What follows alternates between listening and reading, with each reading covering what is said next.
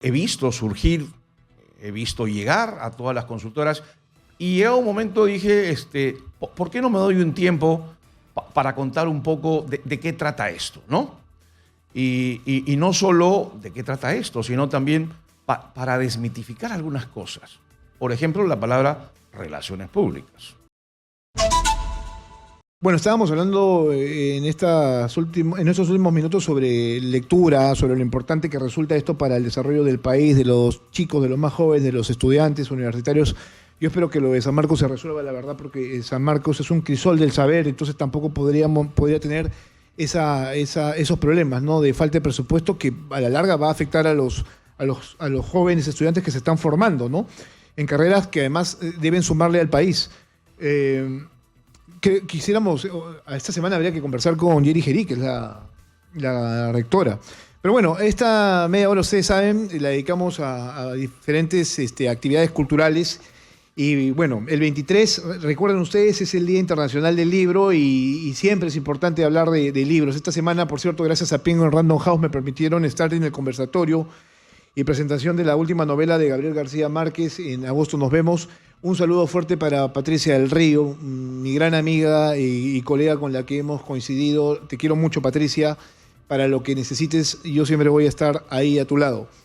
Bueno, pero ahora tengo un libro que me llegó hace algunas semanas que también me ha llamado la atención, que es El arte de ser y parecer, ¿no? Parafraseando esto que siempre se dice, ¿no? Ser y parecer como la mujer del César. Correcto. ¿Cómo está Pablo Cateriano? Muy buenos días, bienvenido. Encantado, Jesús. Muchas gracias por la invitación. Me ilusionaba mucho venir acá a conversar contigo. No, gracias por estar en Exitosa, tomarte el tiempo de poder hablar justo sobre un libro que considero yo para ti ha sido una necesidad. Lo he leído y he sentido de que tenías muchas cosas que contar y que no veías el momento para hacerlo, pero finalmente se dio a través de este libro. Tanto así que creo que te ha faltado te han faltado páginas. Es que imagino correcto. serán parte de un segundo volumen. Es correcto. Como conversábamos antes de empezar la entrevista, en el corte que tuviste, Exitosa.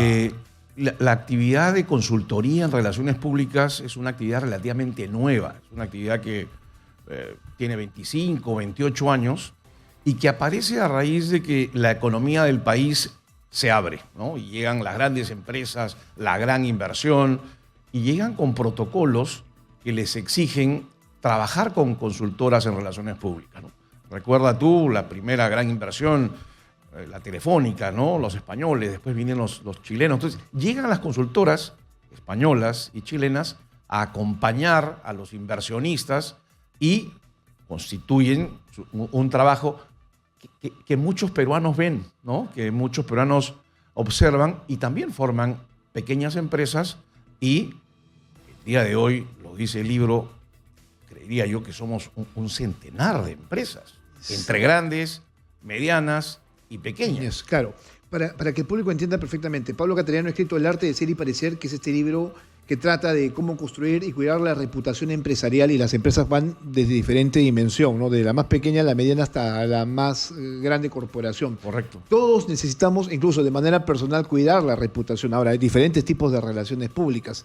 No quiero entrar al marketing político, que es otra cosa completamente distinta, pero también tiene cierta relación con esto que vamos a conversar. Correcto. Yo decía que leía el libro y consideraba de que había una necesidad tuya de contar todo lo que has vivido a lo largo de estos años. Tú eres periodista de hace mucho tiempo, has sido conductor de televisión, entrevistador, reportero, bueno, has pasado por la prensa escrita, También. has hecho absolutamente todo. Entonces, se dice, ¿no es cierto?, que cuando uno ya deja de la comunicación, al menos en ese nivel, lo otro que viene es hacer o relaciones públicas o relaciones institucionales. Correcto. Entonces, no sé, y yo no sé si está al borde de eso también. Ojalá, serías muy bienvenido. Creo que la experiencia periodística es muy poderosa Exitosa. en nuestro campo, en nuestra actividad. Y fue lo que precisamente me sucedió a mí, como bien has recordado, ¿no? Yo dejo el periodismo y veo que esta actividad incipiente era muy poderosa, tenía muchas opciones y vaya que no me equivoqué, ¿no? Y he visto surgir, he visto llegar a todas las consultoras y llega un momento dije, ¿por qué no me doy un tiempo para contar un poco de qué trata esto, ¿no? Y no solo de qué trata esto, sino también para desmitificar algunas cosas. por ejemplo, la palabra relaciones públicas, que muchos colegas no quieren usar porque está pues relacionada a almuerzos, relacionada a reuniones informales, algo de frivolidad y no tiene un contenido que ellos quisieran y hablan pues de comunicación estratégica, en fin, de comunicación empresarial. En el libro yo vuelvo a las fuentes. El que inventó esta actividad, el que la sistematizó esta profesión, la llamó relaciones públicas. Que ahora le querrán cambiar el nombre es otra cosa. En uno de los primeros capítulos yo hablo de, y tomo posición, y a lo largo de todo el libro me dedico a llamar a las relaciones públicas. Y claro, también como debe ser. Como debe ser, digo. Correcto. O sea, no tendrías por qué ser tan rebuscado para definir una acción que es válida, digo, que no tiene mayor Y que en todo el mundo es conocida problema, como, ¿no? como PR, como relaciones públicas, ¿no? Entonces, es una primera marca una raya en la cancha, ¿no? Rayo la cancha, relaciones públicas. Y de ahí para adelante, bueno, el libro tiene una serie de cosas adicionales, ¿no? Leyendo el libro me hizo recordar algo de mi época estudiante, pero sobre todo de hijo de un padre que trabajó en una empresa muy importante, Bacus.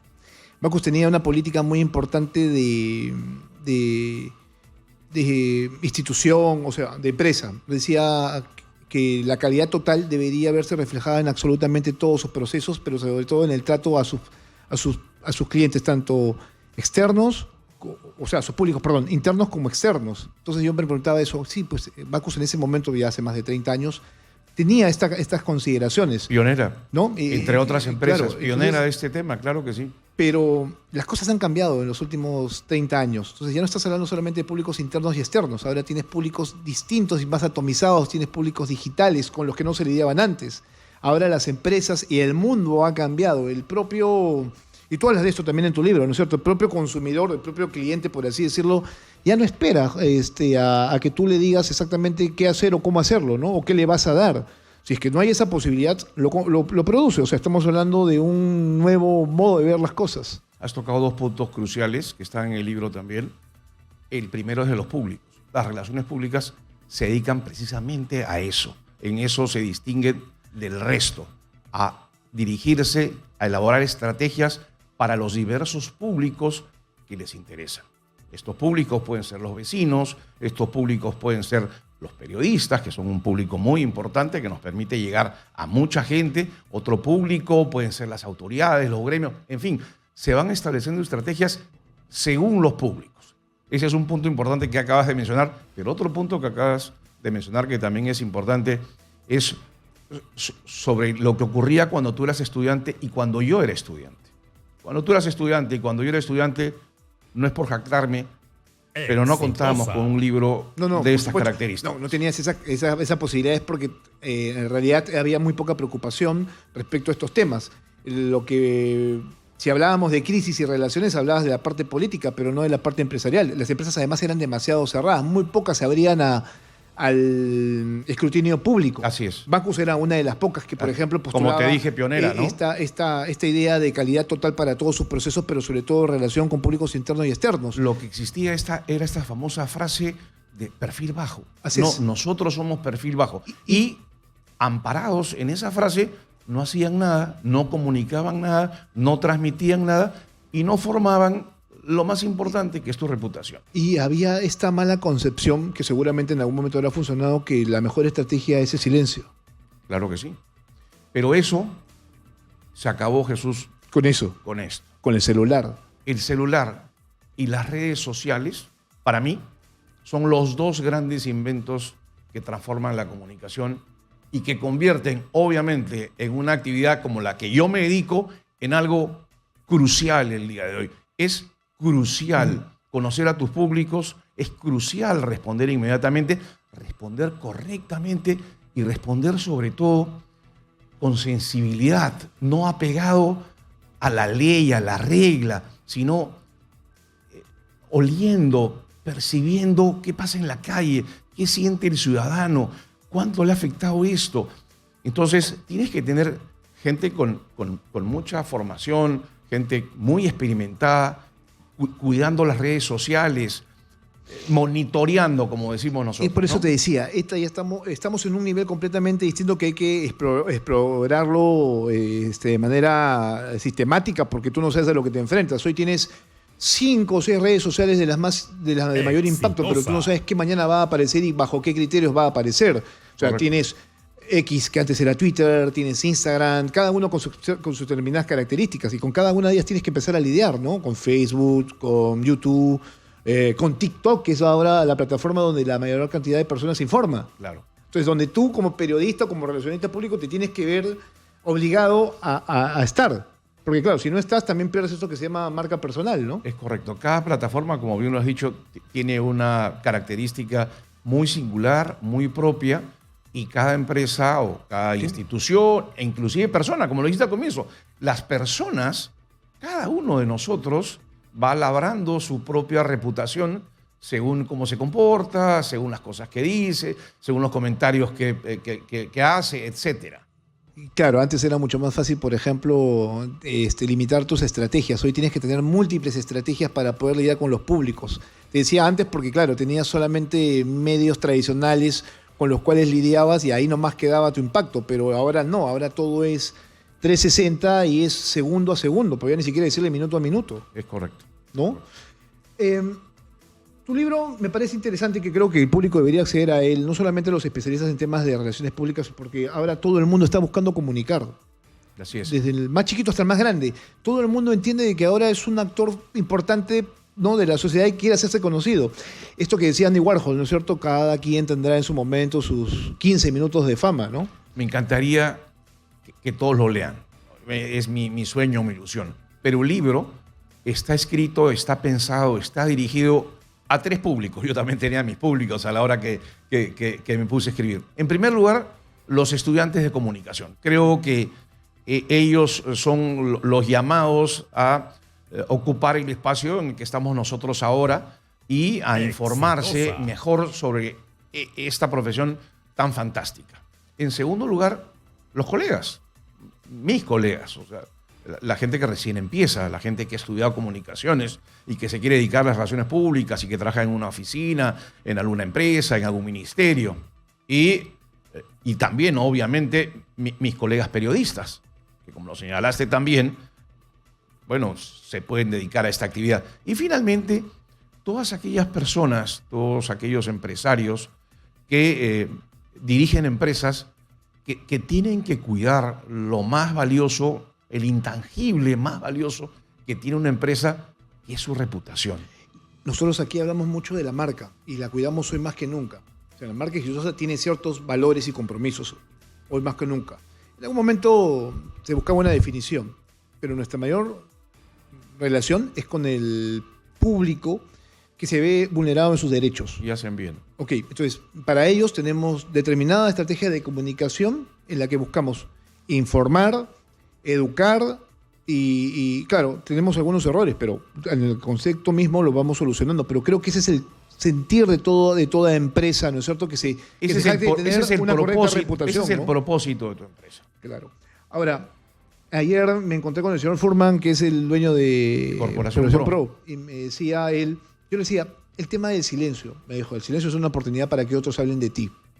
Y yo le digo, tiene razón, ciertamente. Si tú no reaccionas rápidamente, el otro va a llenar ese vacío, ese espacio. Más aún ahora que antes. Y tú no sabes cómo lo va a llenar, además. Si lo va a llenar de manera positiva, de manera negativa. Y entonces yo me puse a pensar, traspolando tu libro a nuestra realidad. Porque esto es para empresas, sí, pero no deja de lado también lo político, porque lo institucional, sí, claro, que es donde se enfrentan la mayor cantidad de crisis. Que sí. Y aquí se habla justamente de crisis. Así es. A eso voy a llegar. Pero me pareció interesante esto, lo que tú postulas. Dices, las relaciones públicas se componen de 4 elementos clave. Investigación. ¿Cuál es el problema o la situación? Acción. ¿Qué se va a hacer al respecto? Comunicación. ¿Cómo se informará al público? Evaluación. ¿Se logró llegar al público? Y finalmente, ¿cuál fue el efecto? Entonces, yo digo, bajo estos criterios, que tú los tienes muy bien definidos, obviamente. Y que no los inventé yo. Que claro, hace 100 años, Edward Bernays, que es la persona que sistematiza eso, nos cuenta que así se trabaja en relaciones públicas. Yo le estoy contando. Entonces, tú lo cuentas. Y yo me pongo a pensar y digo, ¿por qué estos criterios tan mínimos no los tienen, por ejemplo, los asesores de nuestras principales autoridades en el país? Poniéndonos en el contexto de la presidenta de la República. Porque una crisis que resultó ser, en principio, muy pequeña, terminó siendo una bola de nieve, ¿no es cierto?, que no le ha permitido hasta el momento tener idea clara de cómo salir del tema, ¿no? Sí. Y no lo sé.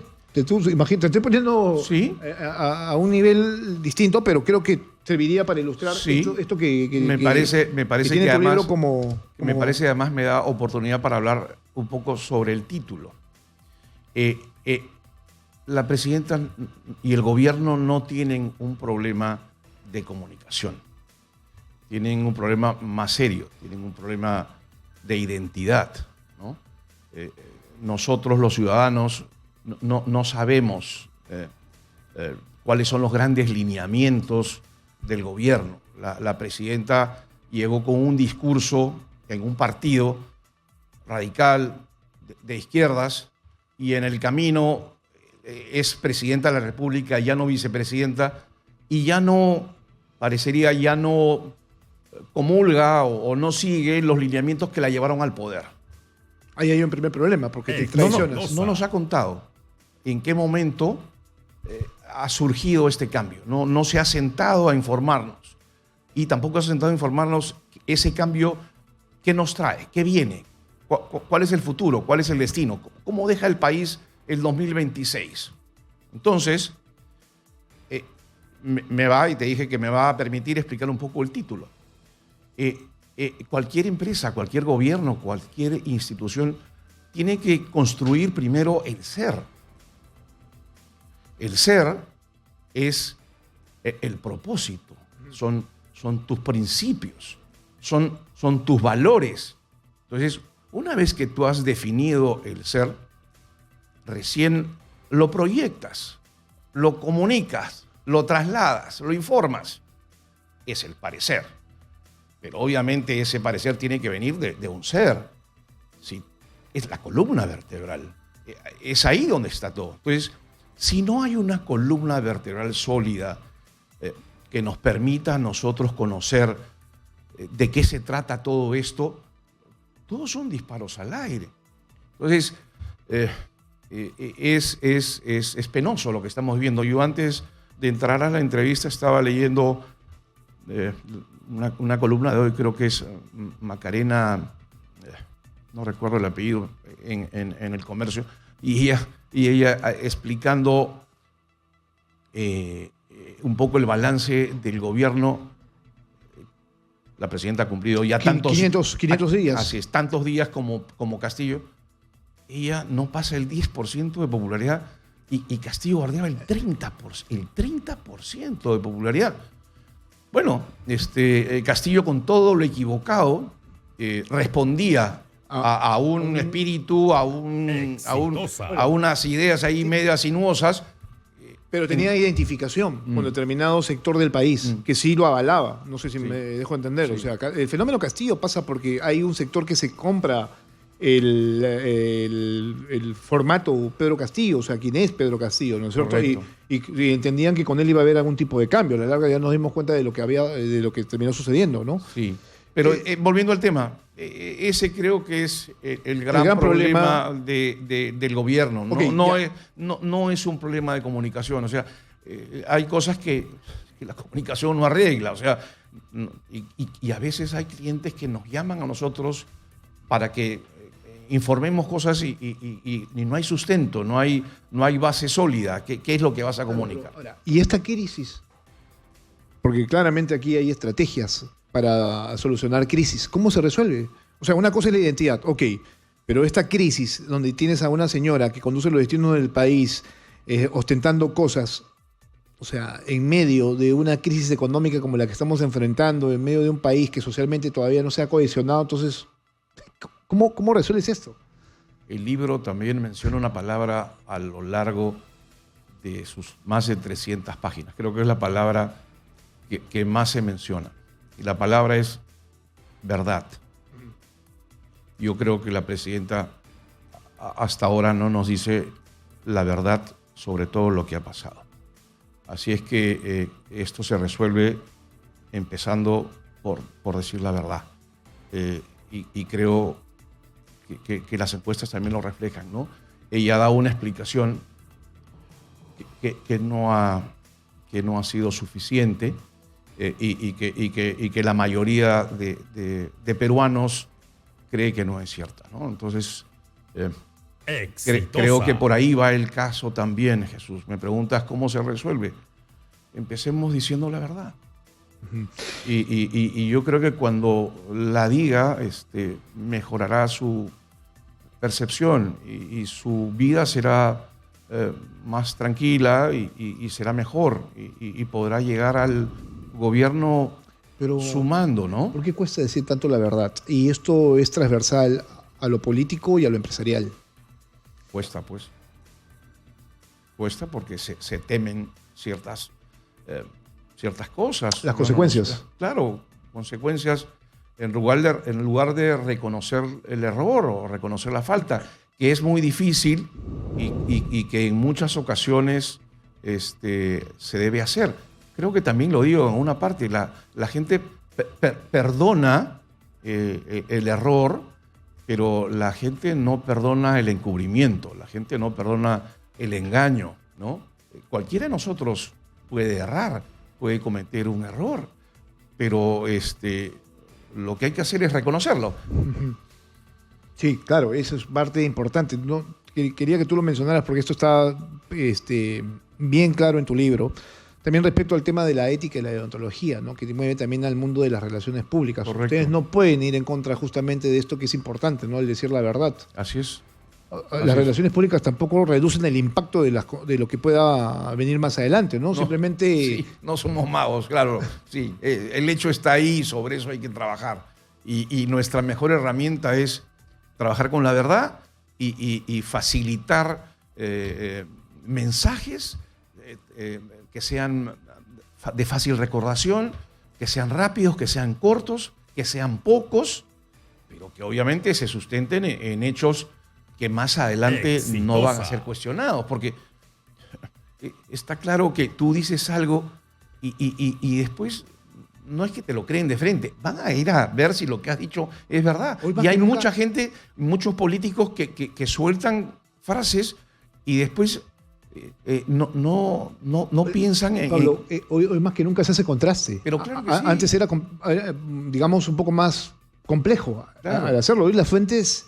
Es más, nosotros como medios de comunicación, para que el público lo sepa, tenemos que lidiar constantemente sobre las noticias que son falsas, por ejemplo, para hacer contraste, verificación. A veces metemos la pata, pero tratamos que el impacto sea el menor posible, ¿no? ¿Recuerdas a Toledo cuando dijo muy suelto de huesos que el dinero que había recibido lo había recibido por abonos del Holocausto a su suegra, ¿no? Y lo dijo y obviamente quien le entrevistó la sintió, ¿no?